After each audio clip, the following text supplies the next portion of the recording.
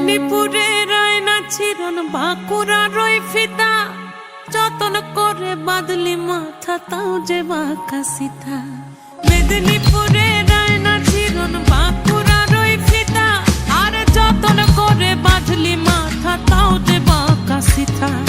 পেছ পাড়িয়া রাজকুমারী গলায় চন্দ্রহার, দিনে দিনে বাড়ছে তোমার চুলেরই বাহার। পেছ পাড়িয়া